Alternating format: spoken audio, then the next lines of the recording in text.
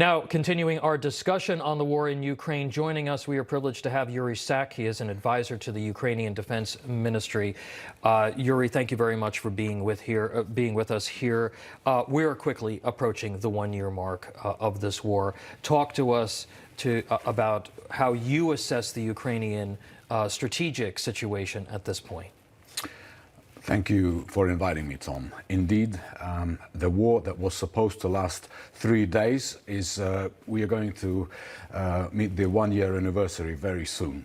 Now, in your earlier report, it was rightly pointed out that there are some of us who don't believe that this is a war that Ukraine can win. Now, we have shown so many times that with the support of our strategic allies like the US, like European countries, we can and we have shown this on the battlefield, and we can continue to do that. I also agree with the assessment of your previous guest that tanks are now a strategically important platform, because we need to be able to liberate our land. We need to be able to break through the defense lines that the Russian aggressors have already put up there.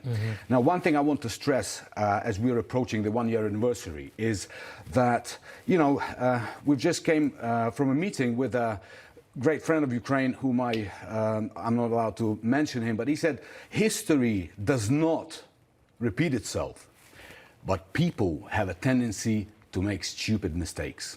Now, we have seen how history repeated itself in our case, when in 2014, when Russia was allowed to go and without any responsibility to annex Crimea, this was a sign to Putin that he can continue to reinstate, revive the evil Soviet empire, the collapse of which, as you know, he believes was, in his own words, a tragedy for him personally. And this is the Soviet evil empire that great Americans like Ronald Reagan knew very well on a DNA level why it posed a threat.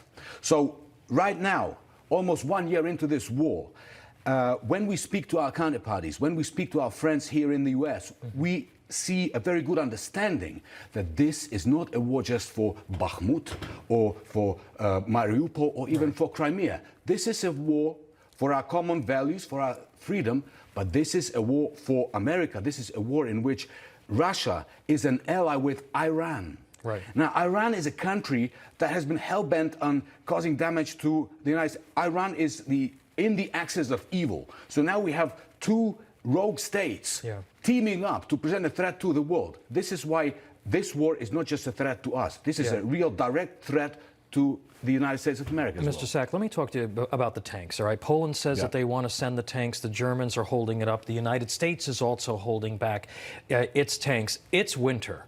And you talk about being able to advance now and to continue offensive operations. The tanks in the wintertime are strategically more important now, I would think, than previously. So the timing on this is important, correct? Yes. The tanks were important strategically and vitally yesterday. Now, for us, every day this war continues brings more destruction, brings more deaths of our people, brings more losses on the battlefield. So this is why we understand that for us to be able to advance further, we need these tanks as soon as possible. And we will continue our push for these tanks. But one thing I want to assure you, that regardless of when we're going to get them, we will continue. We are determined to win this war. We will win this war. The only question that remains is what will be the price? And we can reduce the price of our victory by receiving the weapons platforms that we are requesting. Tanks are priority at the moment. You know, Germany, and we talked about this with Secretary Wilkie, we've been concerned about Germans' willingness to stand with Ukraine throughout this process. They appeared to act afraid of Russia going back a ways. You know, back in 2018, former President Donald Trump issued this warning about Germany. Take a listen. Reliance on a single foreign supplier can leave a nation vulnerable to extortion and intimidation. Germany will become totally dependent on Russian energy if it does not immediately change course. And of course, they didn't. What is the message to the U.S. and NATO, in particular the German Chancellor, as this war starts heading into its second year about the need for that support? Ukraine is currently the eastern flank of NATO. Ukraine is currently fighting for the future of Europe and the world. Ukraine is at the moment paying the price for this war, which will have impact and already has impact for all of us. Procrastination is not a good strategy. Appeasing the aggressor is not a good strategy.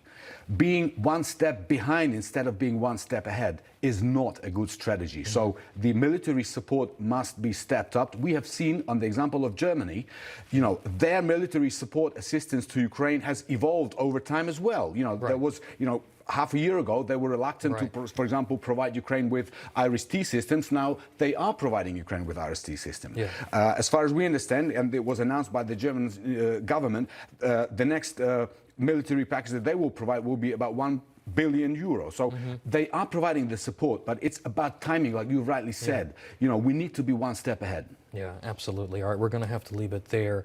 Yuriy Sak, an advisor to the Ukrainian Ministry of Defense, thank you so much for joining us. Thank you for inviting me. We certainly wish you well, and we hope you stay safe. Thank you so much. Thank you.